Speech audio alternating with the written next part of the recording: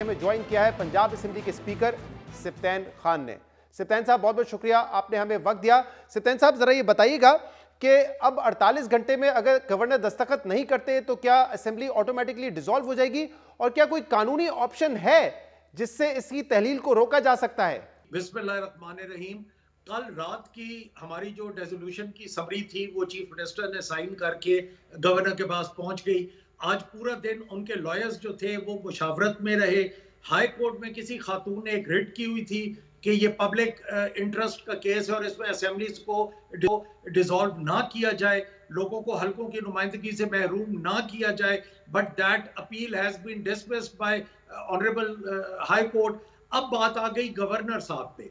Governor साहब अगर कल रात तक आफ्टर 48 आवर्स उसको वापस नहीं करते, उसमें एक बात है कि मे बी वो चीफ मिनिस्टर की दोबारा कंफर्मेशन के लिए भिजवा दें कि ये जो आपने किया है, तो जैसे एमपीएस और एमएनएस की आप कंफर्मेशन करते हैं, और अगर चीफ मिनिस्टर को वो नहीं भिजवाते तो दैट इज ऑब्वियस कि कल रात को मेरा ख्याल है को 9 बजे या 8 बजे या 10 बजे जब 48 आवर्स पूरे होंगे तो इट वुड बी डिसॉल्व। सही, तो कोई लीगल ऑप्शन नहीं है जिससे गवर्नर जो है इस तहलील को रोक सके या ऑपोजिशन अदालतों का दरवाजा खटखटाए और इस मामले को रोक सके? ऐसा कोई ऑप्शन मौजूद नहीं है?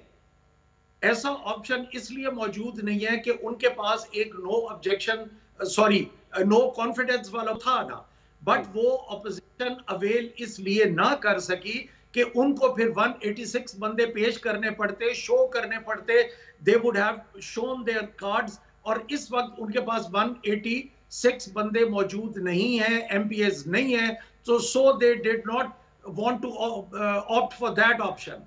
अगली बात ये है कि अब इसके अलावा और क्या हो सकता है, शायद वो इस बात पे आए, क्योंकि पहली और आखिरी ऑप्शन तो ये है कि वो इस बात पे आ जाए कि चाहे हमारे साथ आए बैठे और हम इलेक्शन की डेट पे इत्तेफाक करते हैं।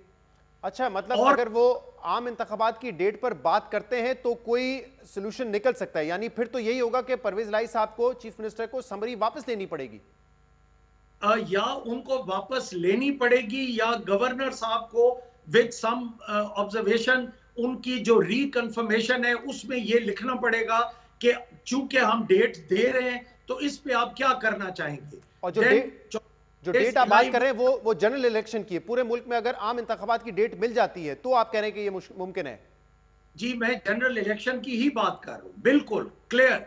वरना अगर जनरल इलेक्शन की डेट नहीं मिलती तो पंजाब और केपी का पहले इलेक्शन हो जाएगा, और फिर जनरल इलेक्शन मेरा नहीं ख्याल कि वो इस चीज को रेजिस्ट करेंगे, क्योंकि आज लाहौर में एक बात चल रही थी, it was in the air, मुझे किसी का पता नहीं है, बट ये सुना है कि इनके जो लीडरान हैं जो इंग्लैंड में तशरीफ रखते हैं, उन्होंने कहा है कि don't opt for these options. आप इलेक्शन में जाओ और चाहे गवर्नमेंट में बैठो चाहे ऑपोजिशन में बैठो, बट आप पार्टिसिपेट करो और इलेक्शन कॉन्टेस्ट करो। अच्छा, ये अहम बात बता रहे हैं आपके, ये गॉसिप इस वक्त लाहौर में गर्म है कि कायदीन जो कायद हैं, नवाज शरीफ ने ये कहा होगा कि आप इलेक्शन की तरफ जाएं, ये मामला ना करें कि पंजाब में पहले हो जाए। लेकिन जो आप ये बड़ी अहम बात जो आप कर रहे हैं कि मुज़ाकरात के हवाले से अगर कोई ब्रेक थ्रू होता है तो कोई बातचीत हुई है? क्योंकि टाइम तो बहुत कम रह गया है।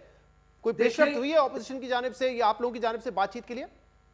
देखें शहजाद साहब, बात तो फिर सिर्फ इसी एक पॉइंट पे हो सकता है ना कि इलेक्शन डेट दे दें, पूरे पाकिस्तान में जनरल इलेक्शंस हो जाए। बेशक जिसने पाकिस्तान आके इलेक्शन में हिस्सा लेना है, इलेक्शन कैंपेन में हिस्सा लेना है, वो बिस्मिल्लाह आए।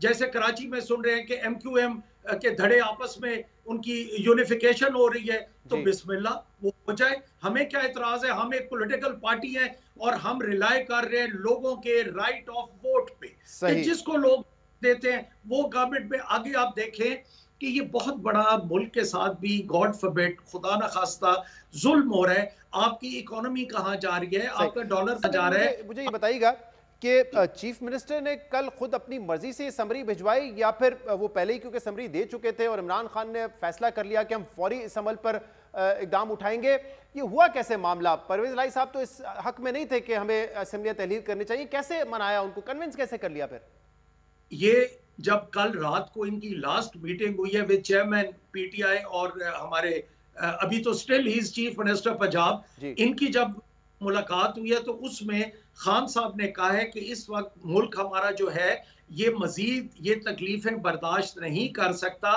वो जो दो टार्जन आए थे डॉलर को कंट्रोल करने के लिए, मिफ्ता इस्माइल साहब और इसहाक डार साहब, उनसे मैनेज नहीं हो रही, चीजें कंट्रोल नहीं हो रहा, महंगाई बढ़ रही है। तो इसमें हमने अवाम को तकलीफ क्यों देनी है? हम फ्रेश इलेक्शंस में जाएं, फ्रेश मैंडेट पे जाएं, लोग आपको वोट दें, और जब आप एक पावरफुल तरीके से अवाम की हिमायत से जीत के आएंगे तो जब आप नेगोशिएट करेंगे, whether that is Islamic bank. लेकिन क्या ये बात दुरुस्त है सिप्तान खान साहब के एतमाद का वोट लेने के बाद चीफ मिनिस्टर परवेज इलाही साहब ने महमूद रशीद साहब को और राजा बशारत साहब को भेजा नून लीग के पास कि आप उनसे कहें कि अदम एतमाद का वोट लेकर आ जाएं ताकि असेंबली की जो तहलील का मामला है वो रुक जाए। ये खबर गर्दिश कर रही है, क्या दुरुस्त है? इसके बारे में यकीन करें मेरे इल्म में बिल्कुल नहीं है। मियां महमूद भी इधर ही हैं, राजा बशारत भी इधर ही हैं, ये आप उनसे पूछ सकते हैं। मेरे इल्म में ऐसी कोई बात नहीं है। और दूसरी बात यह है कि जो वोट ऑफ कॉन्फिडेंस के बाद जो चीफ मिनिस्टर की स्पीच थी और उनके जो प्लान्स थे, उसके बाद वो इमरान खान साहब को मिले and then he was determined कि नहीं, चेयरमैन का मौक़िफ़ दुरुस्त है, हमें रेजोल्यूशन की तरफ जाना चाहिए, हमें असेंबली सॉल्व करनी चाहिए। अच्छा, अब अगर कल 48 घंटे बाद या तो गवर्नर दस्तखत कर देते हैं या ऑटोमेटिकली असेंबली, इसके बाद का क्या मरहला होगा, जरा ये बताइएगा। क्योंकि आमतौर पे तो ये होता है कि असेंबली की मुद्दत पूरी होती है और उससे पहले केयर टेकर सेटअप क्या होगा ये इंतजामात हो चुके होते हैं, लेकिन अब यहाँ पे असेंबली पहले डिसॉल्व होगी, केयर टेकर सेटअप फिर बनेगा, तो चीफ मिनिस्टर तो परवेज इलाही साहब रहेंगे, वो होंगे हमजा से। जी, Chaudhry Pervaiz Elahi would write a letter to opposition leader के आए मेरे साथ बैठे और हम केयर टेकर सेटअप का हम चीफ मिनिस्टर को नामजद करें। ये तकरीबन 3 दिन का प्रोसेस होगा। अगर लीडर ऑफ द हाउस और लीडर ऑफ ऑपोजिशन किसी नतीजे पे नहीं पहुंचते तो then ball would again come to speaker.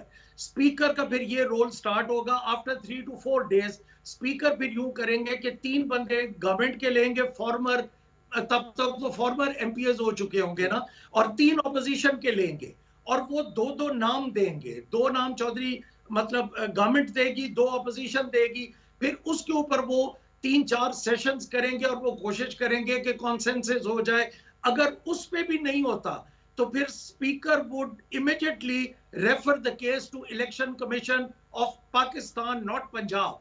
तो वो फिर इलेक्शन कमीशन ऑफ पाकिस्तान जो है वो, but election commission of Pakistan वो लीगली बाउंड होंगे कि जो नाम गवर्नमेंट और ऑपोजिशन की तरफ से आए हुए होंगे वो उस पैरामीटर से बाहर नहीं निकल सकते। ठीक है, उन 4 नाम फैसला करें। लेकिन आपने कहा कि जो एमपीएस हैं वो फॉर्मर हो चुके होंगे क्योंकि असेंबली तहलील हो चुकी है, तो आप फॉर्मर नहीं होंगे, आप क्या कमेटी आप ही बनाएंगे और आपके पास क्या उस वक्त भी स्पीकर के इख्तियारात मौजूद होंगे? कॉन्स्टिट्यूशनली स्पीकर जो है वो अगले स्पीकर के ओथ तक he would remain as speaker because it's a constitutional post. वो आप रिजाइन कर दो, आप छोड़ दो, वो तो एक अलग बात है, बट कॉन्स्टिट्यूशन उसको प्रोटेक्ट करता है। और अगले स्पीकर के ओथ तक, चाहे वो 3 महीने बाद हो, 2 महीने बाद हो, 6 महीने बाद हो, speaker would remain as speaker. बहुत बहुत शुक्रिया। सिप्तान खान साहब हमारे साथ मौजूद थे।